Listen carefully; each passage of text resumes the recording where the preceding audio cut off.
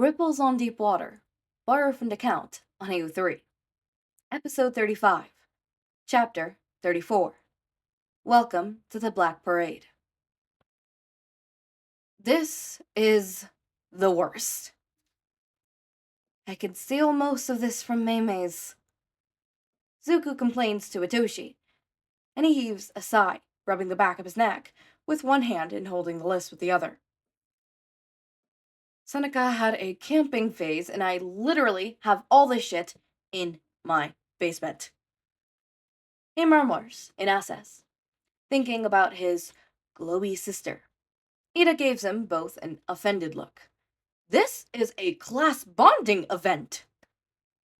Ida, I'm your teacher, and I don't want to be here. Aizawa grumbles. Todoroki didn't even show up. And we'd only see y'all like once a week. Zuku added dryly. It was true. The dual quirked boy hadn't arrived at the set time, and they had gotten bored of waiting. And the soon-to-be transfers only met with 1A once a week for heroics lessons. It was kind of pointless to invite the two of them.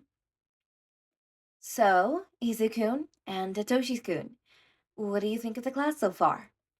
Yamomu practically bounced over. I just noticed you idle a lot on the group chat.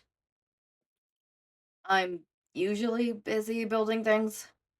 Zuku hedged, too awkward to admit the chat was boring and overall sucked, and Hitoshi rolled his eyes. Exhausting. Who's even the leader? Yamamomo laughed. Technically me.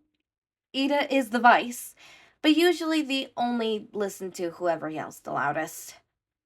Aizawa huffs in annoyance. Unfortunately, she's right. Zuku frowned at the knowledge, but ambled along anyways, the three of them slowly edging away from the rest of 1A. Momo!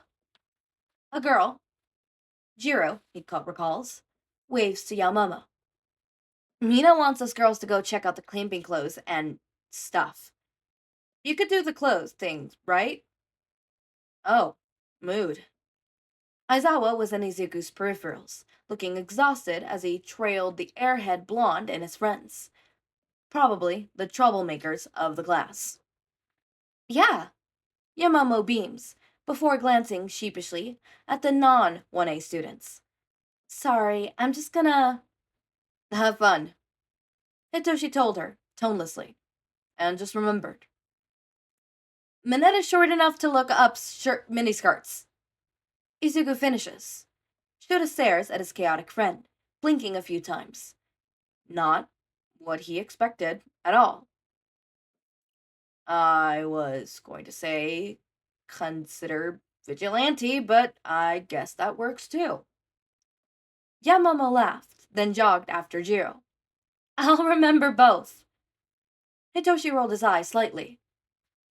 Since our only friend are now looking at clothes, want to go get something to eat and stare creepily at pervs? Absolutely, Zuku emphasized, a small manic grin creeping onto his face.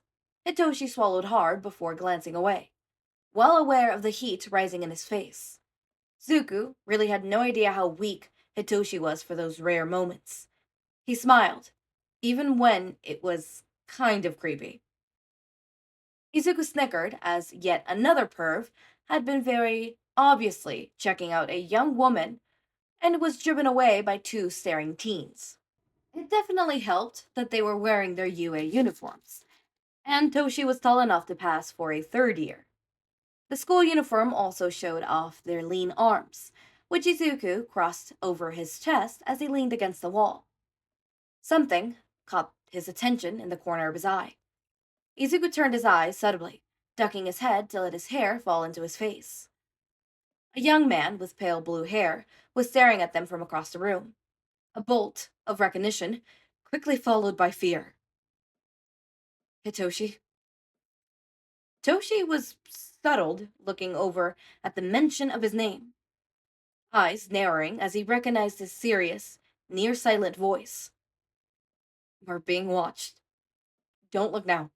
It's the hand bastard from USJ.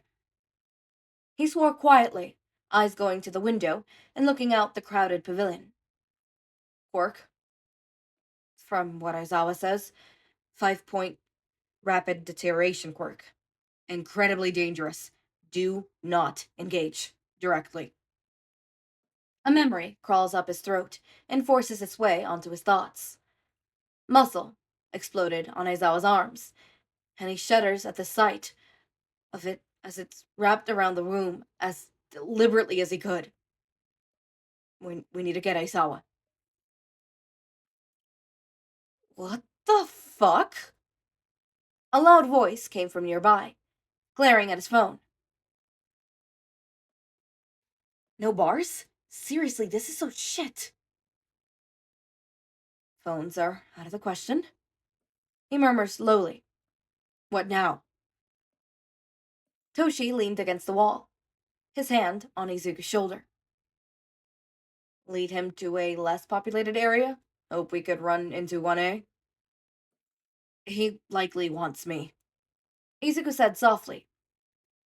You make an excuse. Go to the bathroom. I'll head up to the roof. Find Aizawa. I can't. You fucking will. Izuku warned, eyes flickering to shiggy toes. He was closed now.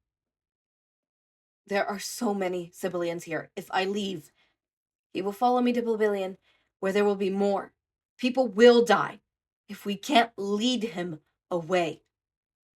There was a pause before he crossed his legs awkwardly. 3 minutes passed before he hurried in the direction of the bathrooms. Izuku was alone, and terror registered its ugly head in his mind. He imagined it as a possum and kicked it before checking his phone, and walked right past Shiggy. Risky, but it was something he had to take. Fucking service is awful, he murmured as he passed the villain, who conveniently didn't look his way. Hall, left, left, stairs, right, hall, left, stairs. He opened the door to the roof and hurried up, shutting the door behind him, and breathed a sigh of relief when he saw a locking mechanism on the outside that he locked. Izuku turned around and suddenly, the scene looked very different. What you doing here, Deku? Kachan sneered. I just needed some air. Hope you enjoy.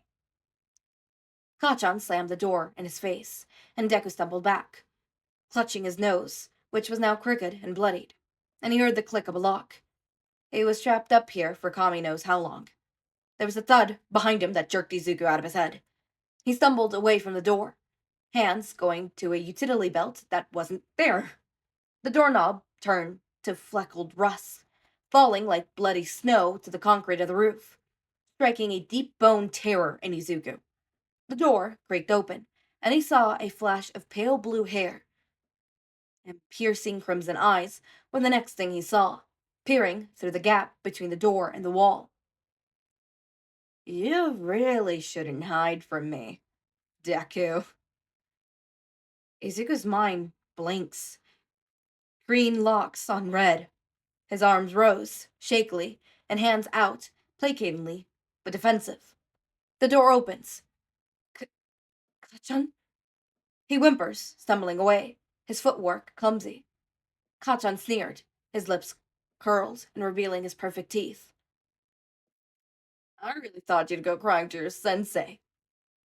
Kachan approached, his hands clutching the sloppily done tie of his uniform, and lighting up with small explosions, and the smell of smoke closely followed by the ashes of what used to be his tie crumpled down the front of his shirt and onto the pavement below. Look at you. Cowering like a useless fuck you are. What a hero.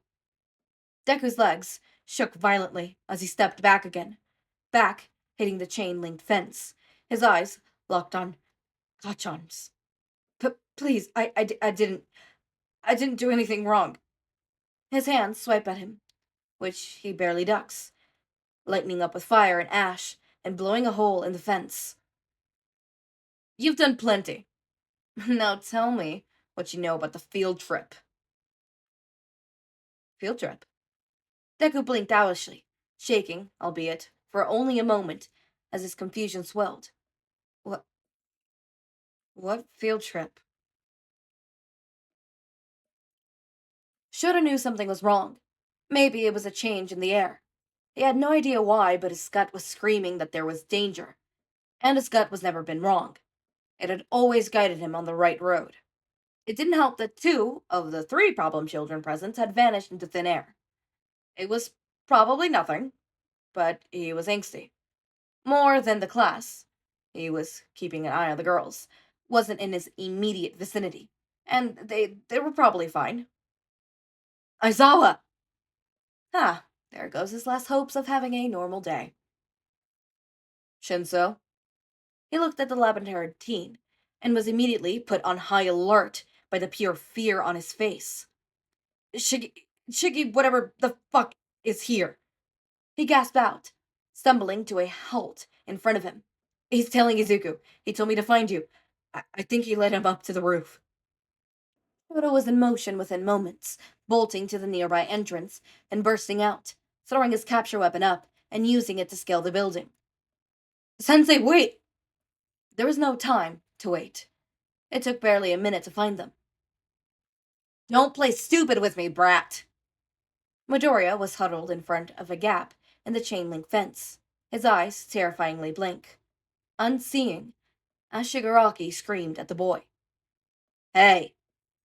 Shigaraki barely turned his attention from Midoriya, his hands hovering over the student's face. A horrible smile twisted his features. Oh, so the tall brat ran off to get mommy. A shame. His hands inched closer to Midoriya, and Shouta activated his quirk. He didn't have his goggles. He was completely unprepared for a villain attack. Kachan! Midoriya whimpered, his voice as soft as death and fear as human instincts.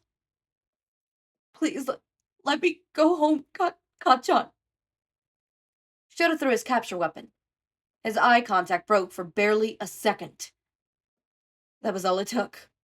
A shriek of pure, unadulterated agony ripped through the air as Shigaraki crackled with glee. His quirk had already been erased again, but that didn't seem to matter to the psychological path as he took Midoriya's bleeding face in his hands and shoved hard. The boy shrank into himself. A full body flinched away from the villain. His feet moved backwards, and Shota's heart seized when he realized there was nothing there to keep him from going over. The student's foot stumbled into nothing but air, and he pitched backwards, a scream of terror incarnated, as the other leg buckled under the unexpected weight. And Midoriya fell. Zuko! Hitoshi felt like he couldn't breathe. The girls of 1A had been in hot on his heels as he followed Aizawa at breakneck speed. Now he could do nothing but watch in terror from the ground below as the villain shoved his bloodied, screaming friend backwards and towards the gap in the fence. Zuko! The white cloth of the capture weapon just barely missed him, and Hitoshi surged forward, not caring about the warning shouts from what vaguely sounded like Yaomomo, and shuddering past. He heard sirens. Crack! Too late, too late, too late! Hitoshi kneeled next to the limp figure of his best friend, grabbing his wrist and pressing 2 fingers to it. Nothing. Desperately, he ripped the collar of his uniform out of the way and pressed his head against Zuko's chest. Thud. Thud. Thud. It was slow. It was weak. It was there. He couldn't bring himself to care about the shouts of fury from his teacher above as he heard a strange voic sound that must have been Kurogiri's portals. He couldn't bring himself to care that Shigaraki had escaped. He couldn't bring himself to care that his chest was heaving from his constant running, that tears choked his vision, that the sharp pain of fear hadn't dulled for a second. He only cared about Zuko.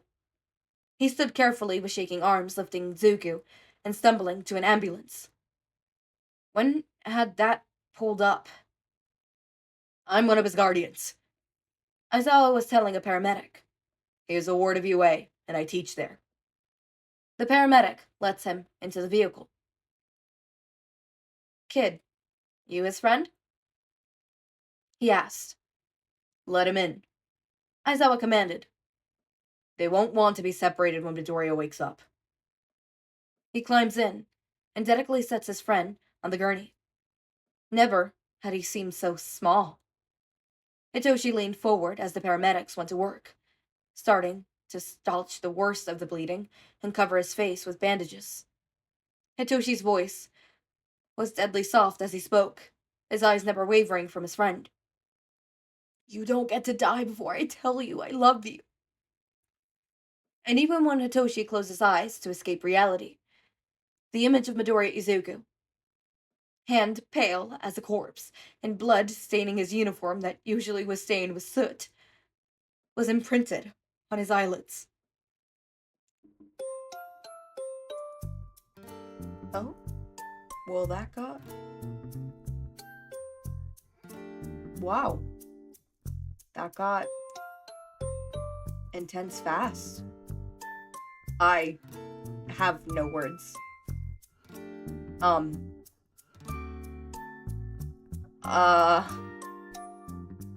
As always, my raindrops, make sure to eat, sleep, drink water, take your meds. Have a wonderful day or night. Link to my Discord server and socials are down in the description. Subscribe to see more of my content, and thank you so much for watching.